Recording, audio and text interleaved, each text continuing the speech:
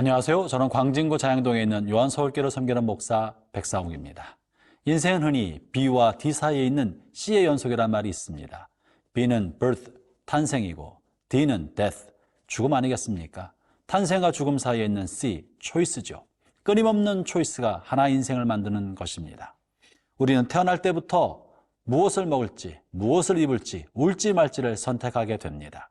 또 아이를 향해서도 그가 울 때 기저귀를 갈아주느냐 안 갈아주느냐, 또 젖은 기저귀에서 울지 말지를 선택하는 것이 그 아이의 성격 형성에 결정적으로 관여한다고 하고 있습니다. 오늘 본문에서는 이제 반역에 성공하여서 나라를 만들어가고 있는 압살롬에게 그를 돕는 두 명의 참모가 있었습니다. 한 사람은 아히도벨이요, 또 한 사람은 후세였습니다. 두 사람이 각각 다른 전략을 내어주었는데 압살롬은 누구의 전략을 선택하느냐에 따라서 반란이 완전히 성공하게 되든지 혹은 자칫하여 몰락으로 끝나는지 결정되게 되었죠. 형제자매 여러분, 여러분의 선택은 어떠합니까? 오늘 본문을 통해 우리 압살롬의 선택을 보면서 이것을 오늘의 삶에 어떻게 적용할지 말씀을 통해 함께 살펴봅시다. 오늘 주신 하나님의 말씀은 사무엘하 17장 1절부터 14절까지의 말씀입니다. 사무엘하 17장 1절에서 14절 말씀입니다. 아히도벨이 또 압살롬에게 이르되 이제 내가 사람 12,000명을 택하게 하소서. 오늘 밤에 내가 일어나서 다윗의 뒤를 추적하여 그가 곤하고 힘이 빠졌을 때에 기습하여 그를 무섭게 하면 그와 함께 있는 모든 백성이 도망하리니 내가 다윗 왕만 쳐 죽이고 모든 백성이 당신께 돌아오게 하리니 모든 사람이 돌아오기는 왕이 찾는 이 사람에게 달렸음이라. 그리하면 모든 백성이 평안하리이다 하니 압살롬과 이스라엘 장로들이 다 그 말을 옳게 여기더라. 압살롬이 이르되 아렉 사람 후세도 부르라. 우리가 이제 그의 말도 듣자 하니라. 후세가 압살롬에게 이르매 압살롬이 그에게 말하여 이르되 아히도벨이 이러이러하게 말하니 우리가 그 말대로 행하랴. 그렇지 아니하거든 너는 말하라 하니 후세가 압살롬에게 이르되 이번에는 아히도벨이 베푼 계략이 좋지 아니하니이다 하고 또 후세가 말하되 왕도 아시거니와 왕의 아버지와 그의 추종자들은 용사라. 그들은 들에 있는 곰이 새끼를 빼앗긴 것 같이 격분하였고 왕의 부친은 전쟁에 익숙한 사람인즉 백성과 함께 자지 아니하고 지금 그가 어느 굴에나 어느 곳에 숨어 있으리니 혹 무리 중에 몇이 먼저 엎드러지면 그 소문을 듣는 자가 말하기를 압살롬을 따르는 자 가운데에서 패함을 당하였다 할지라. 비록 그가 사자 같은 마음을 가진 용사의 아들일지라도 낙심하리니 이는 이스라엘 무리가 왕의 아버지는 영웅이요 그의 추종자들도 용사인 줄 알미니이다. 나는 이렇게 계략을 세웠나이다. 온 이스라엘을 단부터 브엘세바까지 바닷가의 많은 모래같이 당신께로 모으고 친히 전장에 나가시고 우리가 그 만날 만한 곳에서 그를 기습하기를 이슬이 땅에 내림같이 우리가 그의 위에 덮여 그와 그 함께 있는 모든 사람을 하나도 남겨두지 아니할 것이요 또 만일 그가 어느 성에 들었으면 온 이스라엘이 밧줄을 가져다가 그 성을 강으로 끌어들여서 그곳에 작은 돌 하나도 보이지 아니하게 할 것이니이다 하매 압살롬과 온 이스라엘 사람들이 이르되 아렉 사람 후세의 계략은 아히도벨의 계략보다 낫다 하니 이는 여호와께서 압살롬에게 화를 내리려 하사 아히도벨의 좋은 계략을 물리치라고 명령하셨음이더라. 먼저 압살롬은 아히도벨의 계략을 듣습니다. 아히도벨은 다윗이 지금 황급히 도망하고 있고 전율이 준비되어 있지 않기 때문에 이때 다윗을 급습한다면 다른 군사들이나 다른 신하들이 도망가게 될 것이고 다윗만 죽이면 최소한의 피해로 이 반란이 성공적으로 끝나게 될 것이라고 말합니다. 소위 말하면 기습 전략이었던 것입니다. 압살롬도 그의 전략을 타당하게 여깁니다. 16장 23절의 말씀에 의하면 아히도벨의 지혜는 마치 하나님으로부터 받은 것처럼 성령께서 주시는 지혜처럼 지혜롭고 출중했다고 표현하고 있습니다. 이 아히도벨의 전략은 다윗의 상태를 정확히 알고 있는 사람의 전략이었습니다. 다윗은 압살롬과 전쟁하고 싶은 마음이 없었기 때문에 예루살렘을 비워주고 나온 것 아닙니까? 이렇게 지금 마음을 놓고 있고 낙오자와 패배자와 절망적인 마음으로 떠나고 있는 다윗을 지금 급습한다면 다윗은 전쟁에 참여하지 않고 쉽게 죽음을 받아들일 것이라고 예측했던 것입니다. 아히도벨은 하나님을 경외하는 사람이 아니고 악한 사람이었지만 그의 지혜는 탁월했습니다. 우리가 세상을 살다 보면 하나님을 믿지 않는 사람들 중에서도 하나님을 경외하는 사람만큼이나 탁월한 지혜를 가지고 있는 사람들을 종종 발견하게 됩니다. 그러나 그의 지혜가 결국 하나님의 영광을 위해서 사용되지는 않는다는 사실을 알아야 합니다. 세상에 많은 지혜가 있지만 세상을 이롭게 하는 지혜가 있는 반면에 하나님께 영광이 되는 지혜가 있는 것입니다. 삶을 살아갈 때 난관을 뚫고 나가게 하는 지혜가 있는 반면에 난관과 상관없이 하나님께 영광이 되는 지혜가 있는 것입니다. 그러므로 우리는 성령으로부터 말미암아 지혜를 공급받아야 함과 동시에 이 사회를 살아가는 동안에 지혜도 얻도록 세상으로부터도 공부를 하고 지혜롭게 되도록 연구하고 그리고 많은 사람들의 도움을 얻도록 다른 사람의 지혜를 얻는 것도 필요한 것입니다.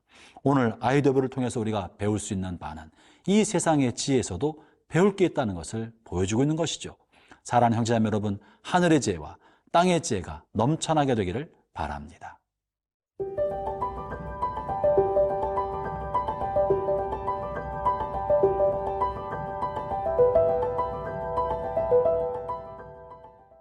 압살롬이 이제 두 번째 참모인 후세의 이야기를 듣고자 합니다. 아히도벨의 이야기를 들었던 후세는 사실은 깜짝 놀랐을 것입니다. 현재 다윗 왕의 상태를 정확히 간파하고 매우 출중하고 탁월한 계략을 세워주었으니 후세는 짐짓 자신의 당황스러운 표정을 들키지 않으면서도 그리고 압살롬이 자신을 선택할 만한 탁월한 지혜가 필요했던 것입니다. 후세는 하나님을 경외하는 사람이었습니다. 본문에 언급하고 있지 않았지만 이 위기 상황에서 그는 하나님의 지혜를 구하면서 급하게 그러나 출중하게 압살롬이 선택할 만한 그런 전략을 펼쳐주게 되는데요. 그것이 본문 8절부터 실려 있습니다. 8절부터 10절까지를 제가 다시 읽어보겠습니다. 또 후세가 말하되 왕도 아시거니와 왕의 아버지와 그의 추종자들은 용사라. 그들은 들에 있는 곰이 새끼를 빼앗긴 것 같이 격분하였고 왕의 부친은 전쟁에 익숙한 사람인즉 백성과 함께 자지 아니하고 지금 그가 어느 굴에나 어느 곳에 숨어 있으리니 혹 무리 중에 몇이 먼저 엎드러지면 그 소문을 듣는 자가 말하기를 압살롬을 따르는 자 가운데서 패함을 당하였다 할지라. 비록 그가 사자 같은 마음을 가진 용사의 아들일지라도 낙심하리니 이는 이스라엘 무리가 왕의 아버지는 영웅이요 그의 추종자들도 용사인 줄을 알미니이다. 본문에 있는 이 이야기는요, 압살롬의 마음을 정확히 간파하고 압살롬의 마음을 이용한 전략이었던 것입니다. 후세는 압살롬이 어떤 사람인 줄 알았습니다. 압살롬은 전쟁에 능한 사람이 아니었습니다. 그렇기 때문에 전쟁에 능한 아버지 다윗이 용사요 그를 따르는 사람들이 강력한 군대를 가지고 있다는 사실을 알고 있었던 것이죠. 압살롬은 그래서 마음속에 두려움이 있었던 것입니다. 이 일을 반드시 이길 수 있을까? 아버지가 이렇게 군대를 모으면 어떻게 할까? 아버지 다윗의 용맹함과 따르는 군사들의 탁월함에 관한 두려움이 있었기 때문에 지금 후세는 압살롬의 마음에 있는 두려움을 일으켜서 아버지를 두려워하게 하고 그리고 기습전을 펼쳐서는 이길 수 없다는 사실을 받아들이고 전면적인 전쟁으로 나가야 된다고 생각하게 만든 것입니다. 여기에서 후세는 다윗이 압살롬과 싸울 마음이 없다는 사실을 알고 있었기 때문에 그것을 들키지 않고자 다윗이 얼마나 용맹한 사람인지 다윗이 이 상황을 얼마나 격분하고 있는지를 강조하면서 압살롬의 마음의 두려움을 자극했던 것입니다. 사랑하는 형제자매 여러분, 두려움을 가지고 있으면 상황을 올바르게 판단하지 못합니다. 두려움을 가지고 있으면 극단적 판단을 하게 되는 것입니다. 지금 후세는 압살롬의 마음에 있는 두려움을 자극해서 극단적 선택, 다시 말하면 기습전이 아니라 전면전을 하도록 준비시키고 있는 것입니다. 후세가 원했던 것은요, 이렇게 전면전을 준비하는 동안에 다윗이 멀찌감치 편안하게 만들고 상황이 진행될수록 이 사태를 어떻게 수습할 수 있을지 다윗이 정신 차리고 전열을 가다듬을 수 있는 시간을 벌고자 하였던 것입니다. 이것이야말로 이 어려움을 극복하게 만드는 난세의 전략이요, 하나님이 주신 놀라운 지혜였던 것입니다.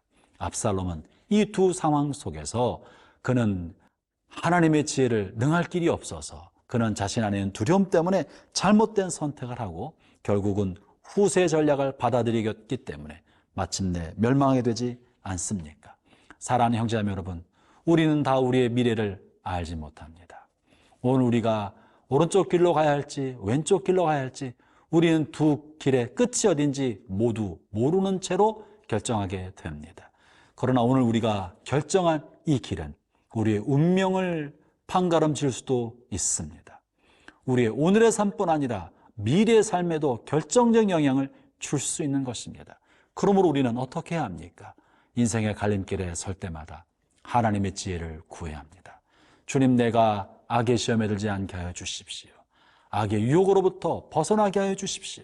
내 마음이 두려움이나 불안이나 욕심이나 집착으로 잘못된 판단을 내리지 아니하도록 주님 내게 하늘의 지혜를 더해 주시고 이 땅의 지혜도 더해 주셔서 옳은 길을 걸어갈 수 있도록 도와달라고 구해야 할 것입니다. 하나님은 자비로우셔서 지혜를 구하는 사람에게 후히 주시고 꾸짖지 않으신다고 말씀하지 않았습니까?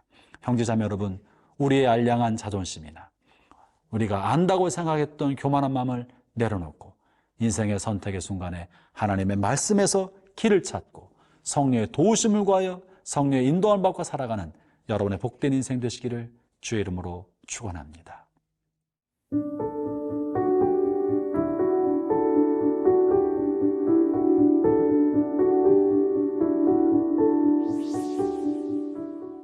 하나님 아버지, 우리를 모든 악에서 구하시고 사단의 시험과 감추인 덫으로부터 우리를 보호하여 주옵소서. 우리는 우준하고 어리석어서 우리 앞에 무엇이 있는지 알지 못하오니 한 걸음 한 걸음 걸어갈 때마다 주의 말씀이 안내자가 되게 해주시고 주의 성령이 인도자가 되어서 저희와 동행하시고 저희의 길을 이끌어 주옵소서. 예수님 이름으로 기도합니다. 아멘.